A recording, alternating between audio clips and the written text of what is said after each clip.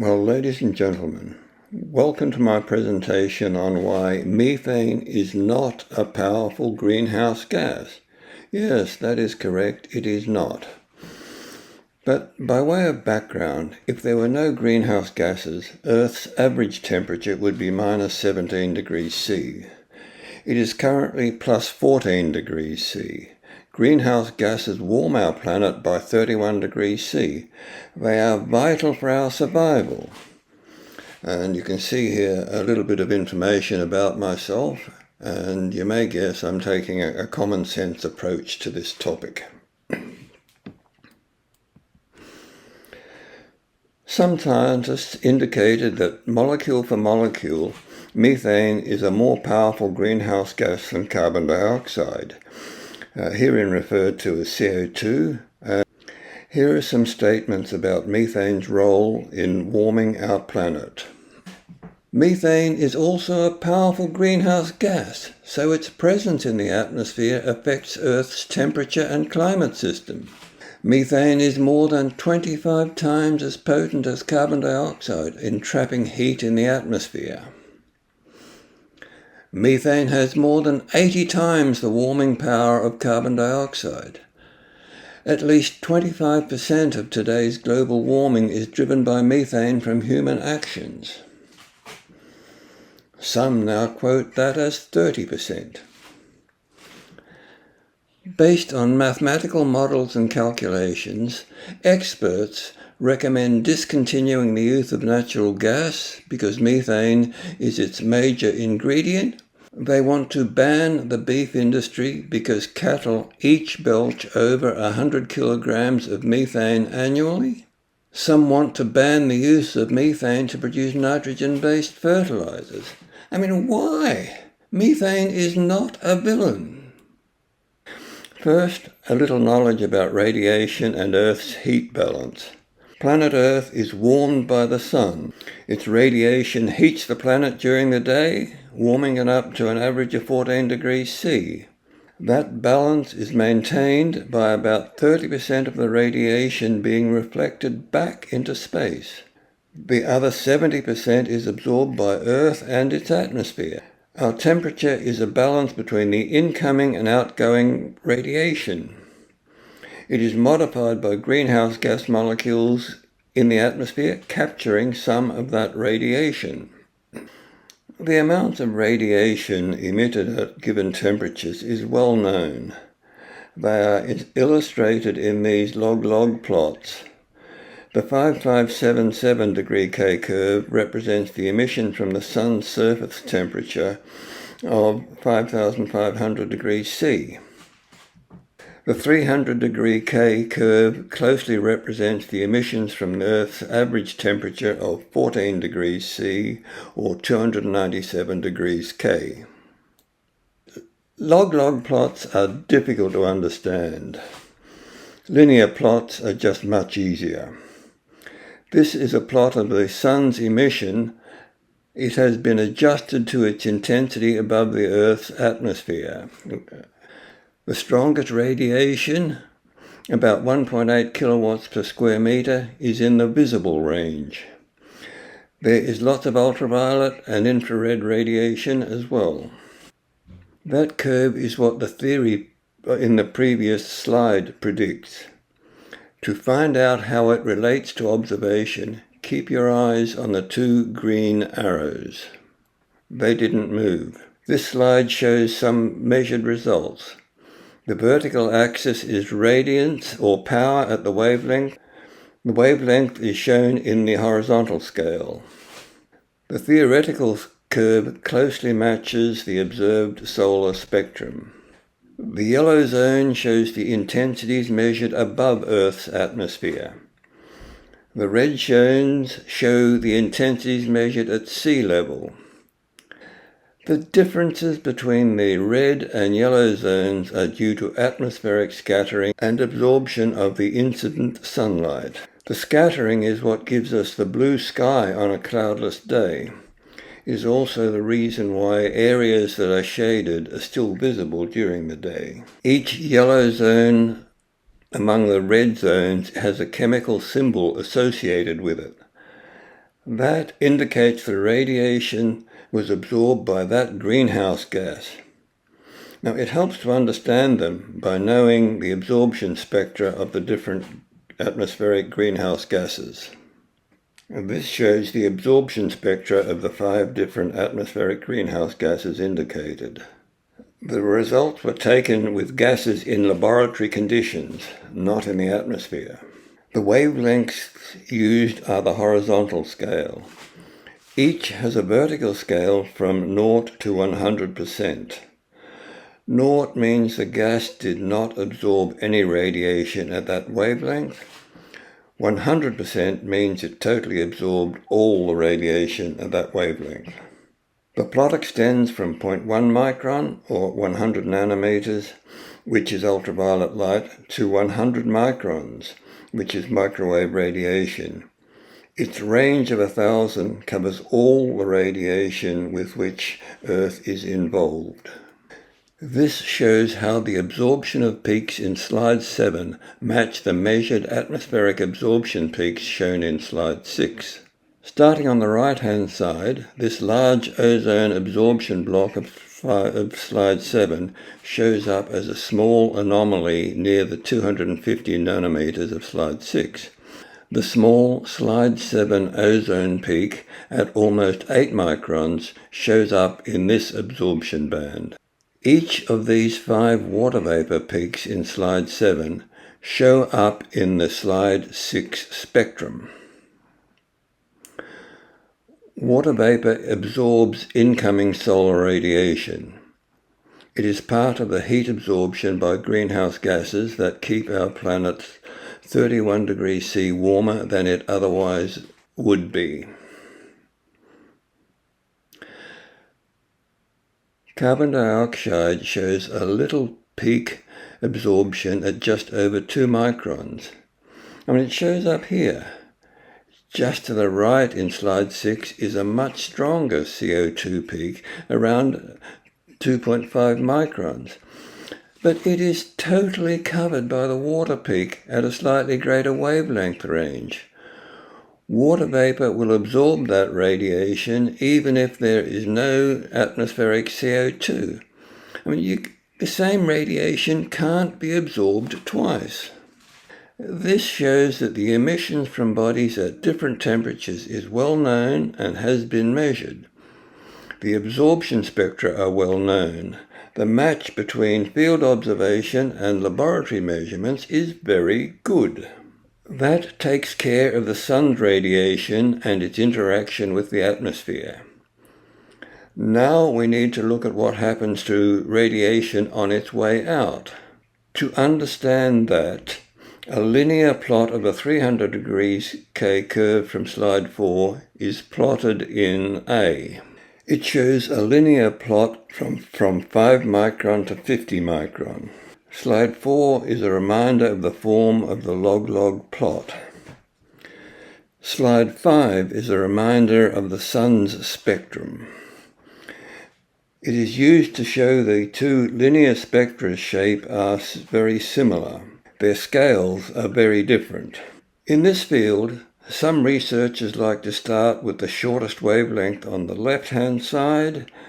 Others like to start with the lowest energy, as in B on the left-hand side.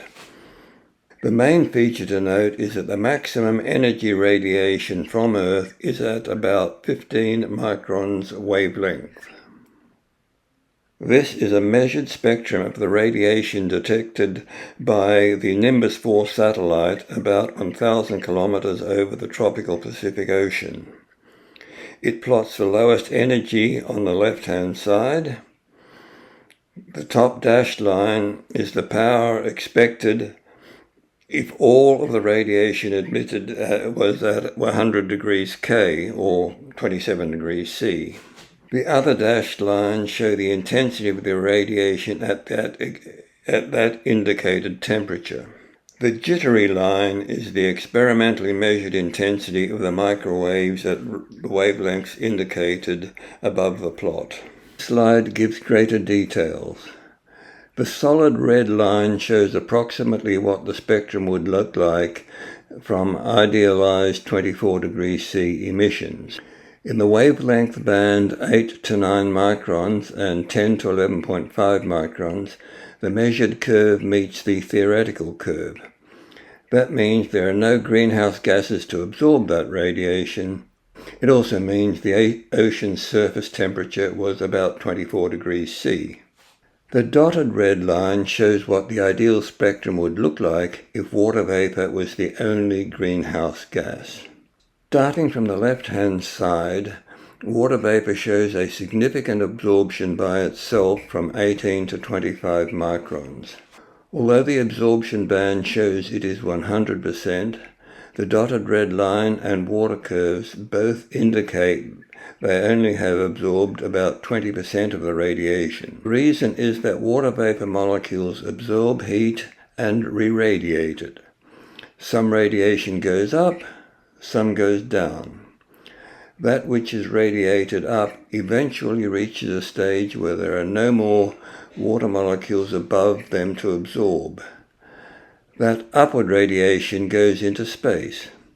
That was what the Nimbus 4 satellite detected. The temperature at which they radiated is determined from those associated with the dashed lines.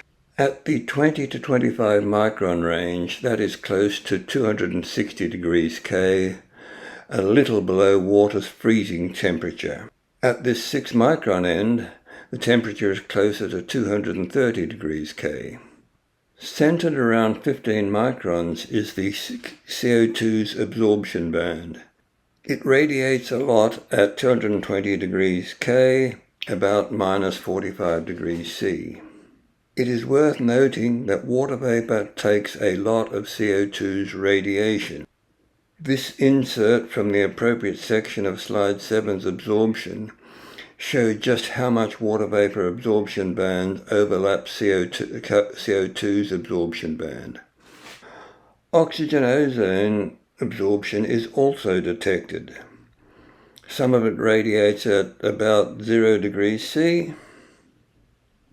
Now, that was given in detail to show that the predicted absorptions for water vapor, CO2 and oxygen-ozone from slide 7 absorption spectra match observation. Now to methane. The US National Institute of Standards and Technology has also measured methane's absorption. They found it at a wavelength of 7.8 microns. That corresponds to this little highlight absorption band. It is vastly smaller than ozone and not much different from the noise in water vapor and CO2 absorptions band. It is not really a big absorption amount, is it? As for methane's 3.5 micron absorption band, there is so little radiation emitted at that wavelength, it makes no contribution to methane's greenhouse gas effect. This slide shows how the greenhouse gases relate to Earth's emissions band. A shows the linear emission spectrum from slide 9. Virtually nothing is emitted below 5 microns, and all emissions occur under this curve. B shows the greenhouse gas absorption bands between 5 and 100 microns. C shows how much of A is occupied by water vapor. It is a cut, paste and adjust of the water spectrum in B to the linear scale in C. The edges have been smoothed for easier interpretation. The linear plot in C indicates what is happening. The 5 to 10 micron water peak is reduced to this small amount. The sloping band above 10 microns is shown occupying the portion of the spectrum between 10 micron and 18 micron. It occupies the whole of the spectrum near sea level. By 3 kilometer altitude, air temperature is below 0 degrees C. Only some of that radiation will escape into space. The remainder stays. That may reduce its greenhouse gas effect to perhaps below the dotted line. But whether it does or not is irrelevant in this study on methane. There are no greenhouse gases that absorb radiation at wavelengths above about 20 microns other than water vapor. The right-hand tail is almost zero at about 100 microns. There is not a great percentage of Earth's total emissions available for other greenhouse gases to absorb. 15a shows the absorption when the other greenhouse gases are added.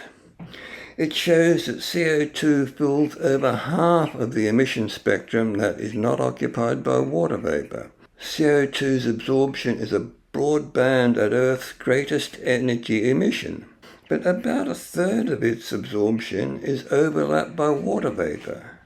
As mentioned earlier, the same radiation can't be absorbed twice.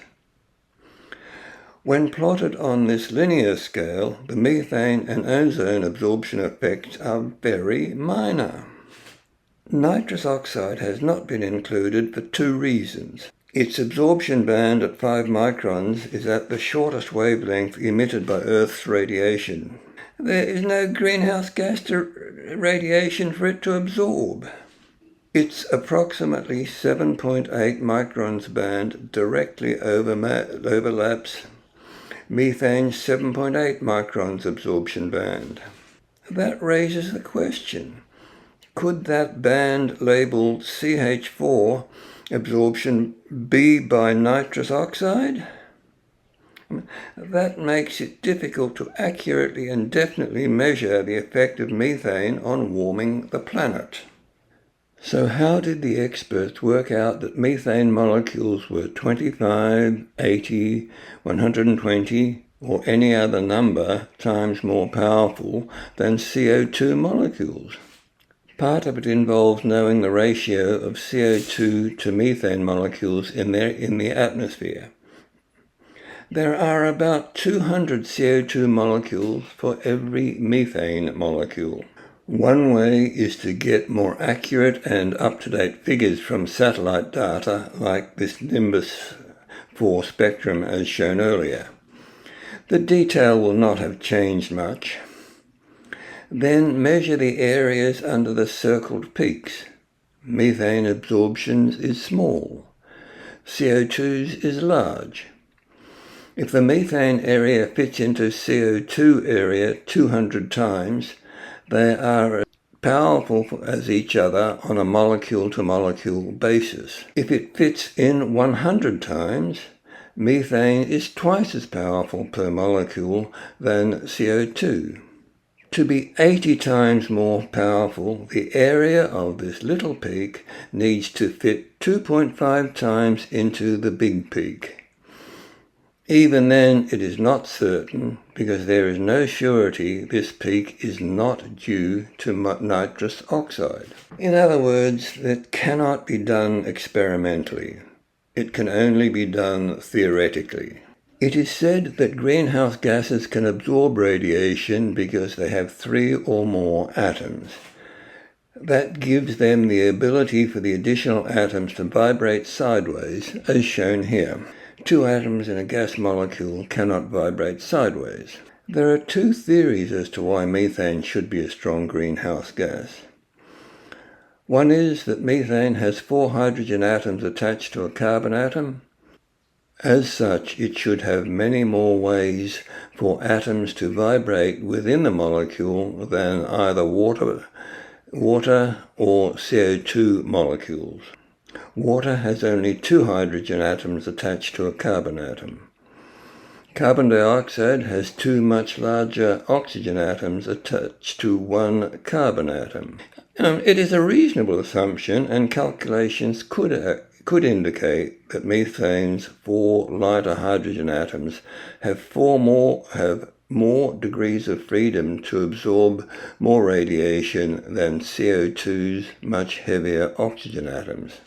The other theory is the measured radiation absorption bands of well-mixed greenhouse gases. Pure methane's main absorption band is at 7.8 micron. When well mixed with air, it is reported to absorb in about the 1.5 to 3 micron range. That is plausible. I am informed it has been measured. Finding references was more difficult. The energy of the incoming infrared radiation is vastly higher than that of the outgoing microwave radiation. At its peak, noon with the sun overhead, it could absorb a lot more radiation than the small amount absorbed at the 7.8 micron wavelengths of the radiation leaving Earth. In that way, methane could absorb a lot of radiation. There are major problems associated with each hypothesis. The first is that there is no sign of any detected methane absorption. A shows the Nimbus 4 measured spectrum and the NIST measured methane absorption bands. B shows what should be observed if methane's hydrogen atoms were vibrating as they suggest. The 7.8 microns band would need to extend from about 7 microns to 9 microns and have 100% absorption. Bearing in mind that methane's absorption band is partially covered by water vapor's absorption, that would give an absorption peak about as shown below in the dotted line. Its area would be about a quarter of methane's absorption area. That would indicate each methane molecule absorbed about 50 times as much radiation as each CO2 molecule. If the incident radiation up to 2.5 microns, or 2,500 nanometers, was being absorbed by well-mixed methane in the atmosphere, it would show up as even less red because the sunlight was not making its way to sea level. In C, each of those red bands are where sunlight has reached the surface because it was not absorbed by a greenhouse gas. If well-mixed methane was absorbing incident radiation, it would show up by less red zones. The spectrum in D indicates what the spectrum could look like if well-mixed methane was absorbing radiation in the yellow zones indicated by the red arrows. Each yellow zone was explained as absorption from known greenhouse gases. There is no significant unknown absorption that could be attributed to well-mixed methane. In other words, there is no experimental evidence to indicate such absorption is occurring. Even if it did absorb significant radiation in that range, it would not increase Earth's temperature. About 30% of the sun's radiation is reflected. The remainder is absorbed. It makes little difference whether the radiation is absorbed by the oceans, black roads, or well-mixed greenhouse gases such as methane. For well-mixed methane to contribute to global warming, it must be shown that it reduces the amount of light reflected. My literature search has not shown any experimental evidence of that occurring. Then beyond that, there is no guarantee that this little anomaly is even methane. It could just be noise, or it could be nitrous oxide.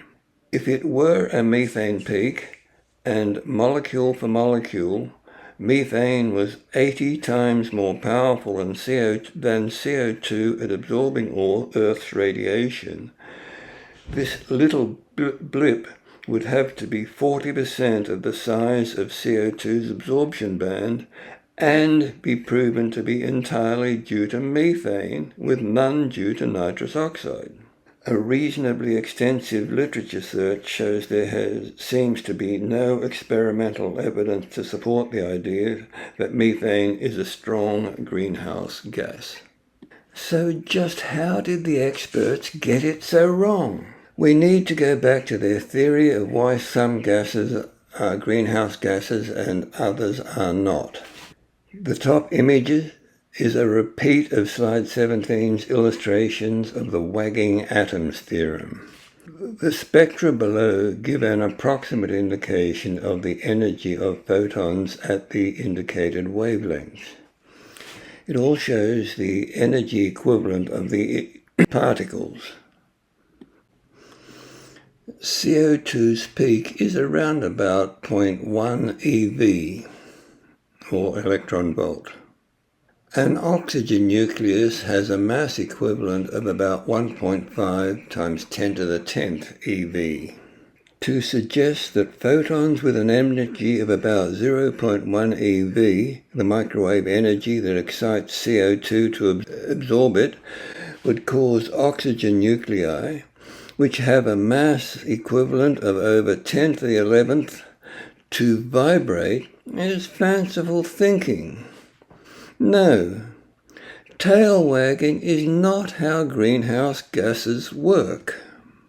Okay, so how do greenhouse gases absorb the radiation they do? It has to do with the number of free electrons in their central atom. The H2O molecule image shows two small hydrogen atoms attached to a larger oxygen atom. Oxygen has 8 electrons. 2 are close to the nucleus. They're in what's called the 1s orbital. They play no part in photon absorption. Another 2 are each bound to one of the hydrogen atom's electron. That leaves 4 unattached electrons in the central atom.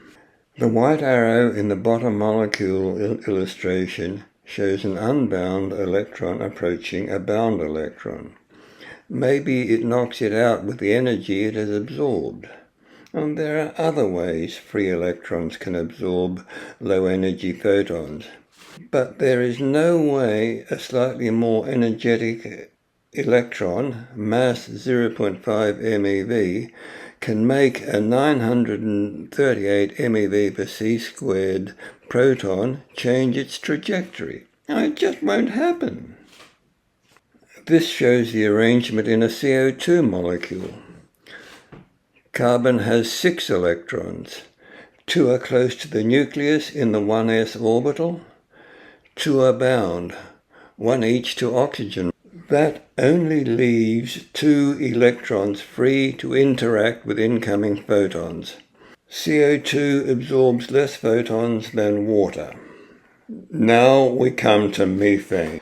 Carbon's 6 electrons have 2 in the 1s orbital near the nucleus. Each of the remaining 4 are bound to one of the protons. There are no free electrons to absorb radiation. Now, there is no way photons of less than 0.5 eV are going to move a proton with a mass of 938 MeV per c squared. That is the effect that gives methane a very weak absorption band. It is so weak it is not positively detected in the nimbus 4 spectrum. With its major band being dominated by nitrous oxide and water absorption bands, there is no experimental evidence to indicate it is a greenhouse gas. When methane in the atmosphere oxidizes to carbon dioxide and water, it releases about 890 kilojoules per mole. So how much heat does that add to the atmosphere? A mole of methane contains 6 times 10 to the 23 molecules and weighs 16 grams. There are 62.5 moles of methane per kilogram. The total mass of Earth's troposphere is about 4 times 10 to the 18 kilograms. This graph shows methane levels are approaching 2,000 parts per billion, or 2 parts per million. That gives about 8 times 10 to the 12 kilograms of methane in the troposphere. About 10%, or 10 to the 12 kilograms, are oxidized per year. Each mole of methane oxidized to CO2 and water releases 890 kilojoules of heat. So 6.25 times 10 to the 12 moles methane will release 5.6 times 10 to the 16th kilojoules. That's the amount of heat methane oxidation releases into the atmosphere every year. So how does that compare with heat from the sun? Earth's radius is about 6,400 kilometers. It gives it a projected surface area of about 1.28 times 10 to the 14 meters squared. That is the area at the shadow plane here. At 1 kilowatt per square meter, that gives a total input of 1.28 times 10 to the 14 kilowatts, or 1.28 times 10 to the 14 kilojoules per second. There are about 3.15 times 10 to the 8th seconds per year. That gives a total solar input of approximately 4 times 10 to the 22 kilojoules annually. Atmospheric methane oxidization generates approximately 1/millionth of the solar heat input. It is difficult to see how that would contribute to any measurable temperature increase, let alone 30% of the additional greenhouse gas warming. Look, there is no experimental evidence in any of the above that suggests methane has been positively detected absorbing any radiation in the atmosphere. Nor is there any evidence to suggest that those measurements are in significant error. Forget the experts' mathematics. Their predictions that methane molecules are 25, 80, or 125 times more powerful than CO2 molecules are just some of the far too many mistakes mathematicians have made and thrust upon us. They use, that is what the mathematics tells us, so it must be right. There are many good mathematicians out there, but far too many believe their maths over the physics. Many make it seem so complex it is difficult to challenge. Such is their belief in maths, many do not check their predictions in the real world. And the above shows a common sense physics approach is much more reliable. Based on no physical evidence, experts are making recommendations that place significant restrictions on humanity. Bans on beef and other food industries because they generate CO2 or methane are hypocrisy. Dr. Midlana, University of California, Davis, pointed out all agricultural and pastoral activities are based on photosynthesis removing carbon dioxide from the atmosphere and converting it into organic foodstuffs. Cattle eating the grass and belching methane remove CO2 for the atmosphere for about a decade. I can't see what the problem with that is. It is the same with methane and CO2 released from decaying organic matter or from sewage treatment plants and similar. Their starting material was atmospheric CO2. They recycle it without methane as an intermediate step, capturing more heat. Some countries ban methane from being used to produce nitrate fertilizer. There is no science to support any of those and the other bans on methane. Perhaps it is time for politicians to ask the experts for a please explain before a lot of irate industry, agricultural, pastoral and grazing workers ask them the same question. Methane is not a villain.